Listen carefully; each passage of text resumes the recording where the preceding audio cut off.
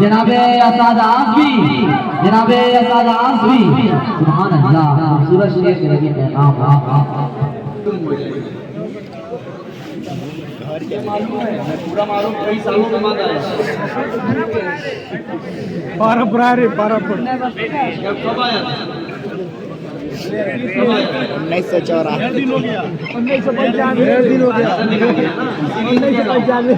ये कलाम सुने कि आप लोग खूब हो जाए।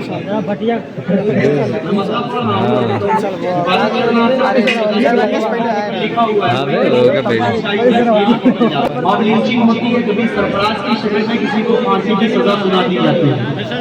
उस माँ के कलेजे से पूछिए, उस बीवी के कलेजे से पूछिए जिसका शौहर फांसी के तख्ते तक पहुंचने वाला है। अल्लाह उसकी हिफाजत करे, अल्लाह करे कि कुछ ऐसा सिलसिला कहीं से आ जाए कि वो निर्दोष साबित हो जाए और वो बच जाए।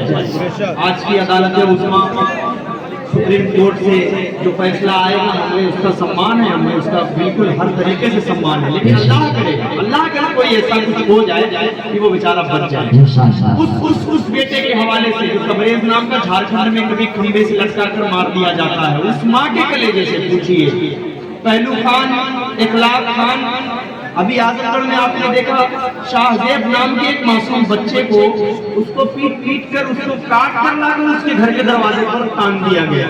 उस माँ के कलेजे से पूछिए उस कलेजे पर क्या कहना कर सकते। हम दुनिया का नहीं बयान कर सकते। हमारे घर में जब कोई मामला होता है तब हमको एहसास होता है, तब हमको लगता है कि अपनी हिस्सेदारी अपनी जमा होनी चाहिए। क्या गुफ्तगू हो रही है? एहसास नहीं होगा, क्यों नहीं होगा? अल्लाह के रसूल सल्लल्लाहु अलैहि वसल्लम के जमाने से आपने देखा होगा कि अल्लाह के रसूल के चचा खुद अल्लाह के रसूल के दुश्मन बने हुए थे। तो आजकल नई बात नहीं है, ये हर जमाने में मुसलमानों में मुनाफिक रहे और आज भी रहेंगे। आपके दरमियान से अगर कोई भी खड़ा होगा तो उसको कहीं बीजेपी का बी टीम कहा जाएगा, कहीं सी टीम कहा जाएगा। लेकिन जो बंदा खड़े होकर जाकर बार बार चीख कर चिल्ला कर ये बात कहता है कि मदीना मुनव्वरा चाहिए, उससे बड़ी जमीन, उससे बड़ी दरगाह कोई नहीं है, मैं वहां पर खड़े होकर आप सल्लल्लाहु अलैहि वसल्लम के सामने कहूंगा कि अल्लाह के रसूल अगर मैं बीजेपी का बी टीम हूँ, मुझे मौत आए मैं सीधे जहन्नम चला जाऊंगा, लेकिन उसके बावजूद भी फिरका परस्त ताकतों से मुनाफिकों की आंखें नहीं खुलती। मैं आपसे हाथ जोड़कर गुजारिश करता हूं कि आप अपने कायद को मुसलमान कायद मानिए, किसी भी कायद को बनाइए लेकिन मुसलमान रहबर चुनिए।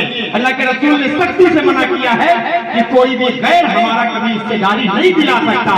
हमेशा हमारे दिल से कोई भाई खड़ा होगा, इंशाअल्लाह वो हमारे लिए हमारी आवाज उठाएगा। हमें ऐसे कायद की जरूरत है जो जरूरत पड़ने पर नमाज जनाजा में भी शरीक हो सके, जो जरूरत पड़ने पर समाज में हमारा इमाम भी बन सके। ऐसे कायद की जरूरत है। तमाम मसलों पर बोलने वाला, दिन भर आप पार्लियामेंट के अंदर आप देखते होंगे कहीं जितने मसले होते हैं सारे मसलों पर बोलने वाला, उन माओ का दर्द कौन समझेगा? हमें आपको समझने की जरूरत है। हर वक्त महीने 2 महीने 4 महीने में कोई मसाइल ऐसे पेश आ जाते हैं, नज़्म पढ़ता हूँ मैं, और शायद आप लोगों के दिल का दर्द होगा तो उस माँ के दर्द को मैं बयान करने की कोशिश किया है इस नज़्म में। इंशाअल्लाह आप सब जुड़ क्या कहना?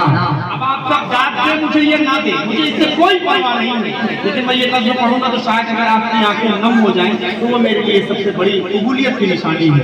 लेकिन एक बात बोल दूं, ये जिस प्रोग्राम में मैं बैठूं ये नातिया मुशायरा नहीं है। मैं बार बार चाहता हूँ कि मैं पूरा नातिया मुशायरे में आऊँ, लेकिन जब भी मेरे पास फोन जाता है तो चंदे के प्रोग्राम, जब भी फोन जाता है तो चंदे के प्रोग्राम के लिए फोन जाता है। नातिया मुशायरे में जब आओ तो वहाँ का माहौल अलग होता है, यहाँ पर मसला अलग है। हम आपको सुनाएंगे, आपसे सुने, यहाँ पे मामला लेकिन एक पढ़ रहा हूँ, बहुत सारे लोगों की फरमाइश है तो उसका मसला पढ़ रहा हूँ, सुने। तेरी रात दिन सताती है, मुझे तो याद तेरी रात दिन सताती है। ऐ मेरे लाल तुझे तेरी माँ बुलाती है, ऐ मेरे लाल तुझे तेरी माँ बुलाती है। किसी के बेटे को देखूं तो तेरी याद आए, किसी के बेटे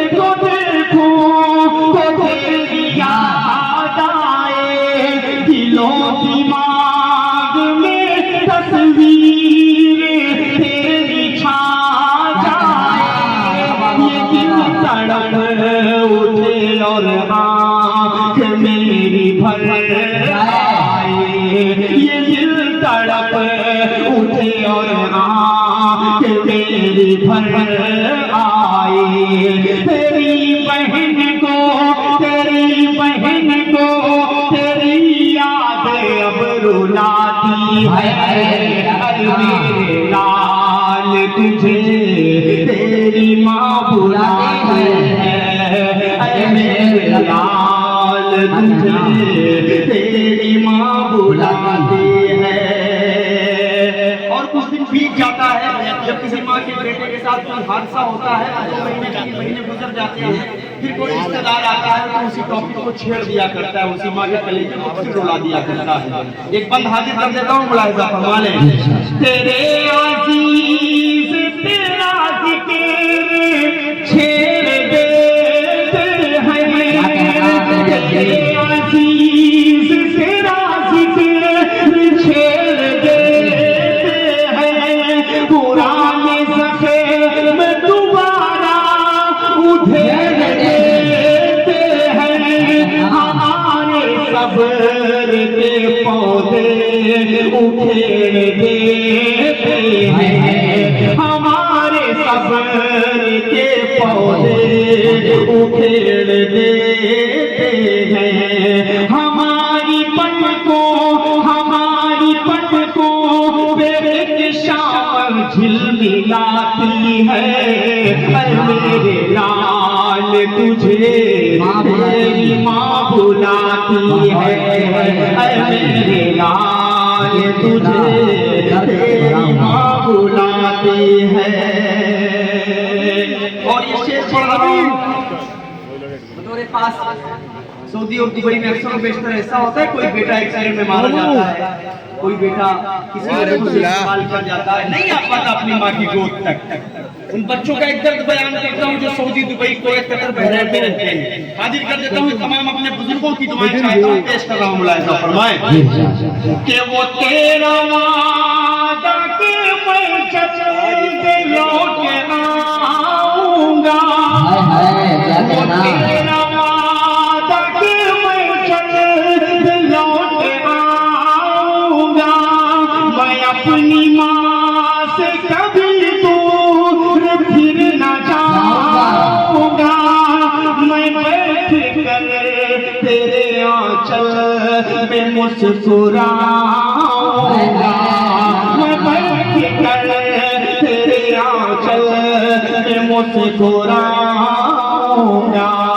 तेरी वो प्यारे भरी बात याद आती है। मेरे लाल तुझे तेरी माँ बुलाती है। मेरे लाल तुझे तेरी माँ बुलाती है। सिर्फ एक बंद पढ़ूंगा इस नज़्म का, उसके बाद एक दूसरे कलाम तक पहुंच जाता हूँ। हाजिर कर देता हूँ बतौर खास मुलाहिजा फरमाएं। तेरी दुलारी बहन तेरी राह तकती है। क्या कहना राह तकती है। आप लोग बहन नहीं बन सकते, नहीं बन सकते आप लोग बहनें। माँ की कद्र जितनी कर लेती है, बाप की कद्र जितनी कर लेती है, बेटे चाहे कभी नहीं कर सकते आप। इसलिए बहनों की कद्र करें। बहनें भाइयों से यहाँ से जब आप इंतकाल करके जाएंगे, बहन चली जाएगी, भाई चली जाएगी, तो शायद दोनों मुलाकात नहीं होगी। बहनें फिर नहीं मिलेगी।